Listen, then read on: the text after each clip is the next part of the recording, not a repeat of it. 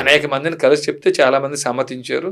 ఆ చిలుకూరు వెళ్ళిన సందర్భంలో ఆయనకి అది ఎక్కకపోవడం, ఆయన వేరే సందర్భంలో బ్రాహ్మణుడు 18వ అధ్యాయం 42వ శ్లోకంలో శమో ధమస్తప శౌచం శాంతిర్జావమేవచ జ్ఞాన విజ్ఞాన మాస్తిక్యం బ్రహ్మకర్మ స్వభావజం అని ఏ లక్షణాలు బ్రాహ్మణులు ఉంటే బ్రాహ్మణులు అన్నారు, ఆ లక్షణానికి వ్యతిరేక దిశలో ఆయన ఉండటం, ఆ విభేదం కాస్త కేసు కింద వెళ్ళింది అనుకోండి.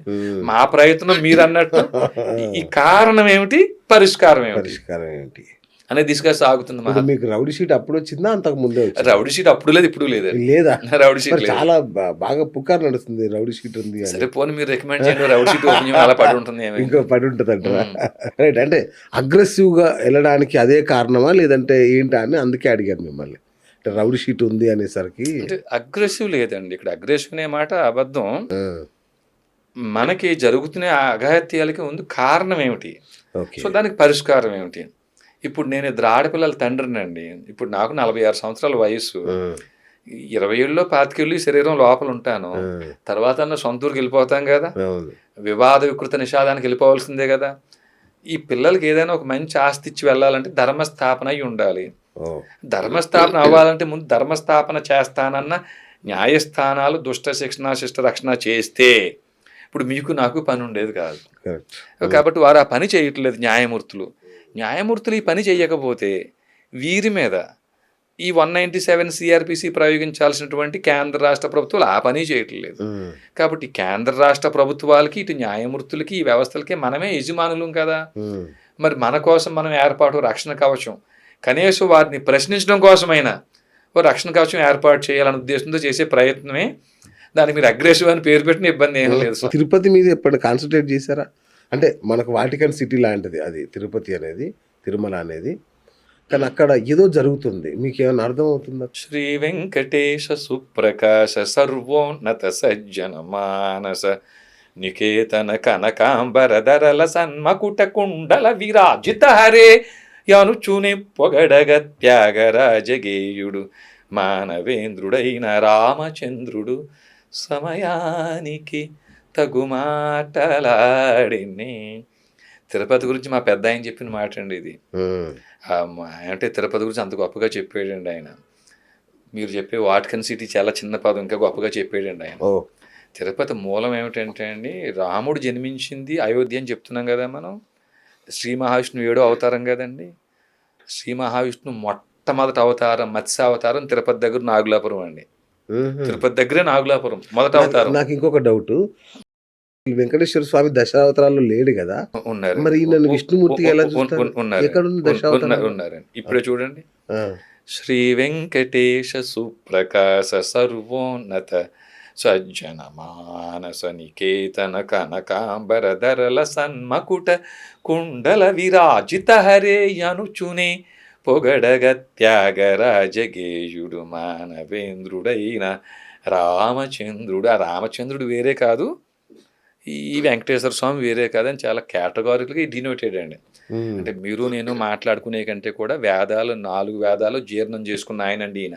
శమన వైరి కీర్తన మనకు అప్పచెప్పింది ఆయన. కాబట్టి వెంకటేశ్వర స్వామి దశావతారాల్లో లేనిది మన భ్రమ. మొదటి అవతారం మత్స్యావతారం తిరుపతి దగ్గర నాగులాపురం మన ఆంధ్రప్రదేశ్లో ఉందండి. 2వ అవతారం కూర్మావతారం మన తూర్పుగోదావరి జిల్లా అంతర్వేది అండి. అంతర్వేది థాయిలాండ్ ప్లస్ శ్రీకూర్మ 3 కలిపి 2వ అవతారం సాక్ష్యాలుగా ఉన్నాయండి. అంటే పెద్ద కథ అది. సముద్రానికి ఒక అవతల గట్టునేమో రాక్షసులు, యువతల గట్టున దేవతలు నిలబడి క్షీరసాగరాన్ని చిలికేరు అన్న కథ మూలంగా థాయిలాండ్ ఎయిర్పోర్ట్లు ఇప్పటికీ అక్కడ మన క్షీరసాగర మదనం ఆ శిల్పాల ఆకృతులని చెక్కబడి ఉన్నాయండి. థాయిలాండ్ వెళ్ళి మీరు ఎవరైనా పూర్వీకులను అడిగారు అనుకుని వాళ్ళు చెప్తారు క్షీరసాగర మదనం ఇక్కడ జరిగిందంటారండి. అంతర్వేది వెళ్తే ఇక్కడ జరిగిందంటారు. 2 నిజాలే అండి. శ్రీకూర్మం తల కనపడింది అంటారు శ్రీకాకుళం, అది కూడా నిజమే. 3 నిజాలే. అంటే అంత పెద్ద ప్రాజెక్ట్ క్షీరసాగర మదనం అది. అప్పుడు అంత పెద్ద మనుషులు ఉండేవారని మనం భావించాల్సి వస్తుందండి. సో 3వ అవతారాన్ని సాక్ష్యంగా తిరుపతి ఉందండి. మనం తిరుపతి అంటున్నాం కదా, తిరుపతికి అసలు పేరు ఆదివరాహ క్షేత్రము. తిరుపతి అసలు పేరు ఆదివరాహ క్షేత్రము. ఇది తిరుపతి. అంటే 3వ అవతారానికి సాక్ష్యంగా తిరుపతి ఉందండి. 4వ అవతారం సాక్ష్యంగా అహోబిల క్షేత్రం ఉంది. ఇప్పుడు ఉంది కదా నృసింహ అవతారం అంటాం కదా మనం, ప్రహ్లాద బడై ఉంది కదా. 4వ అవతారం కూడా ఆంధ్రప్రదేశ్లో ఉంది. 5వ అవతారం అండి వామన అవతారం మహాబిల క్షేత్రం. అప్పటి మహాబలిమే ఇప్పుడు అహోబిల క్షేత్రం. ఓకే. ఈ 5 అవతారాలు ఆంధ్రప్రదేశ్లోనే ఉన్నాయి.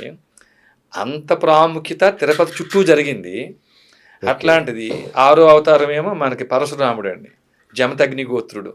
ఈ వరుస ఆంధ్ర బోర్డర్లో ఉండే మహేంద్రగిరి దగ్గర ఇప్పటికే స్థల పురాణం ఉందండి. 7వ అవతారం రాముడు, 8వ అవతారం కృష్ణుడు, 9వ అవతారం వెంకటేశ్వర స్వామి అండి. 9వ అవతారం ఏమిటండి? వెంకటేశ్వర స్వామి. 10వ అవతారం కల్కి. ఓకే. బుద్ధుడు అంటారు, బుద్ధుడు కాదండి. అయితే కొంతమంది లక్ష్మణుని కూడా యాడ్ చేస్తారు, కాదండి. మీరు లక్ష్మణుని యాడ్ చేస్తే మళ్ళీ ఇక్కడ బలరాముడిని యాడ్ చేయాల్సి వస్తుంది, కాదండి. సో 9 అవతారాలు చరిత్ర ఇదే అండి. ఓకే. కాబట్టి తిరుపతిలో తమరు అడిగారు ఇట్లాంటి అగాయిత్యాలు జరుగుతుంది, మీకు దృష్టి ఉందా అని చెప్పేసి. ఎంత చరిత్ర చెప్పి నేను అక్కడ వచ్చి ఏర్పాడై ఇస్లామిక్ యూనివర్సిటీలు కానివ్వండి, లేకపోతే ముస్లిమ్స్ హోటల్స్ కానివ్వండి, ఏమైతే వారు ఏం చేస్తున్నా కూడా వారికి రాజ్యాంగబద్ధంగా హక్కు ఉందండి. ముస్లిమ్స్కి, హిందువులకు హక్కు లేదు. ఓకే.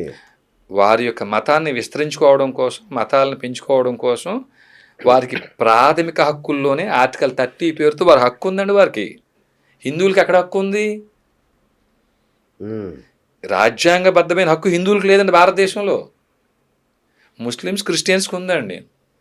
కాబట్టి వారు ఎంతైనా చేసుకోవచ్చండి, దాన్ని మాట్లాడే హక్కు మీకు లేదండి. అది ఎన్టీఆర్ గారి హయాంలో తిరుమలలో కానీ తిరుపతిలో కానీ అన్య మతస్థులకు సంబంధించి ఏం జరగకూడదని ఆయన ఒక చట్టం తీసుకొచ్చారు కదా, అయినా ఎందుకు జరుగుతుంది? అయితే ఒకటేంటంటే అండి, ఎన్టీ రామారావు గారు చట్టం తెచ్చిన, రేపొద్దున చంద్రబాబు గారు లేకపోతే జగన్ గారిలో చట్టం తెచ్చిన, ఈ చట్టాలు రాజ్యాంగం ముందు నిలబడవండి ఇవి.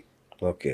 ఎందుకు నిలబడవంటే ఆర్టికల్ 25 నుంచి ఆర్టికల్ 30 వరకు మీరు రండి, మా భారతదేశం రండి, మా హిందువుల్ని మతం మార్చండి, మా హిందువులను రండి, మీరు మతాన్ని బోధించండి, మమ్మల్ని మతం మార్చండి అని రాజ్యాంగంలో ద్వారాలు తెరిచిపెట్టాం మనం. ఇక మీరు చట్టం గురించి మాట్లాడుతున్నారు స్వామి తమరు. భారత రాజ్యాంగమే హిందూ ద్రోహ రాజ్యాంగం, నా మాట కూడా కాదండి. మీకు అవకాశం ఉన్నప్పుడు చూడండి, రిటైర్డ్ సిబిఐ డైరెక్టర్ నాగేశ్వరరావు గారు అని, ఆయన ఒరిస్సా క్యాడర్ డైరెక్టర్ జనరల్గా చేసి సిబిఐ డైరెక్టర్గా రిటైర్ అయ్యారు. ఫర్ ఎవర్ కైండ్ ఇన్ఫర్మేషన్, ఆయనకు సొంత ఇల్లు కూడా లేదండి. రిటైర్ అయ్యాక వచ్చిన డబ్బులతో ఏదో అపార్ట్మెంట్ కొనుక్కున్నారండి ఆయన.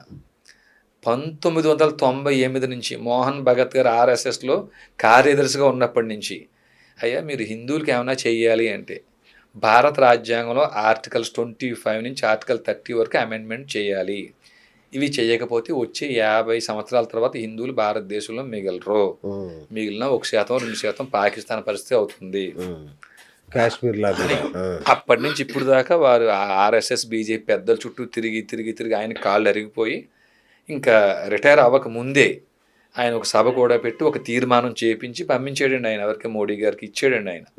ఆర్ఎస్ఎస్ పెద్దలకి ఇచ్చారు. ఈ 6 ఆర్టికల్స్ని మీరు అమెండ్మెంట్ చేయకపోతే హిందువులు మిగలరు, బతకరు అని చెప్పుకొచ్చాడండి ఆయన.